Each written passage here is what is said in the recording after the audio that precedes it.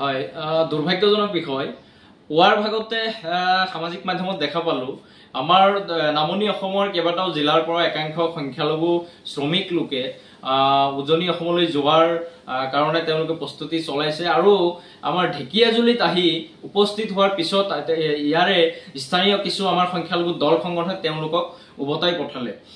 এই বিষয়টো আমি ইতিমধ্যে সকলোৱে গম পাইছে যে উজনি নামনি এটা বিতৰ্ক চলি আছে আৰু এই বিতৰ্কৰ মাজতেই কিছু উজনি অসমৰ কিছু জাতীয়তাবাদী সংগঠনৰ নেতাই আমাৰ শ্ৰমিকসকলক অপমান, অত্যাচাৰ, উৎপীড়ন, বিভিন্ন ধৰণৰ তাচ্ছিল্যসূচক ভাষা, মিয়া মুছলমান শ্ৰমিকৰ কোনো ধৰণৰ প্ৰয়োজন নাই বুলি কোৱাৰ পিছত আমি সেইটো স্পষ্টীকৰণ আমি অসমৰ আমাৰ শ্ৰমিকসকলৰ কাৰণে আমি জনাইছোঁ যে তাতে আমাৰ কোনো শ্ৰমিকেই যাব নালাগে। কাৰণ আমি নিবিচাৰোঁ যে আমাৰ এই শ্ৰমিকসকল তাতে গৈ এটা শান্তিৰ উজনি অসম শান্তিত আছে, উজনি অসমৰ এই পৰিৱেশটো বিনষ্ট হওক, আমি এইটো নিবিচাৰোঁ। যিহেতু শংকৰ আজানৰ এইখন মিলনভূমি, এই মিলনভূমিত কাৰোবাৰ কথাৰ দ্বাৰা, কাৰোবাৰ কৰ্মৰ দ্বাৰা পৰিৱেশ বিনষ্ট হওক সেইটো আমি নিবিচাৰোঁ।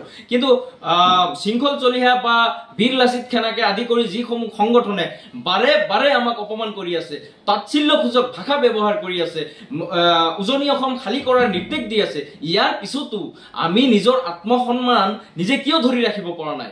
আমাৰ শ্ৰমিকসকলক আহ্বান জনাইছোঁ, কোনো কাৰণতেই যাতে উজনি অসমলৈ যোৱা নহয়। কাম কৰাৰ বিভিন্ন জেগা আছে, বিভিন্ন ঠাই আছে, সেইবোৰত কাম কৰক, নিজৰ পৰিয়াললৈ কাম কৰক, যাতে য'ত নেকি আমাৰ নিৰাপত্তাই নাই, জীৱনৰ আমাৰ নিৰাপত্তাৰ প্ৰশ্ন আহি পৰিব, সেই অঞ্চলবোৰত আমি কিয় যাব লাগে? আজি মুখ্যমন্ত্ৰী ডাঙৰীয়াই বিষয়টো বিধানসভাৰ মজিয়াটো ইতিকিংসূচক বা একপক্ষীয়ভাৱে কথাবোৰ কৈ আছিলে যে তাতে কিয় যাব, তাতে মুছলমান শ্ৰমিকসকল কিয় যাব?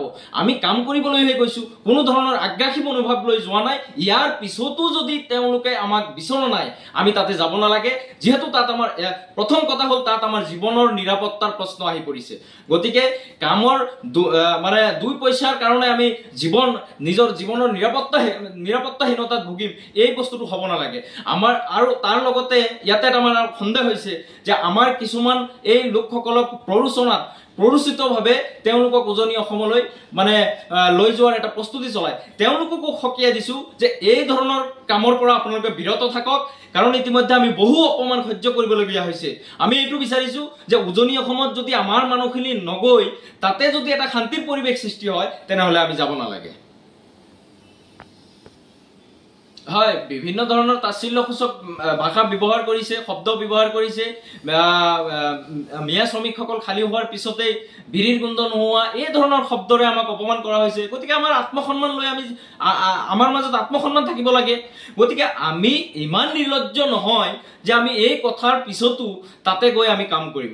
ইতিমধ্যে তেওঁলোকে সিদিনা দেখিলোঁ ইটা ভাটা উদ্যোগৰ সন্থা বা লাচিত খানাৰে বিষয়ববীয়াসকলে তেওঁলোকে আহ্বান জনাইছে, ভোটাৰ কাৰ্ড, ৰেচন কাৰ্ড, আধাৰ কাৰ্ড, এই ধৰণৰ পৰিচয় পত্ৰ তেওঁলোকে বিচাৰিছে। কিন্তু আমি এইটো বিচাৰিছোঁ যে যদি মুখ্যমন্ত্ৰী মহোদয়ে আমাক তাতে জীৱনৰ নিৰাপত্তা তেওঁ সুনিশ্চিত কৰিব পাৰে, তেতিয়াহে আমি যোৱাৰ আমি চিন্তা কৰিম।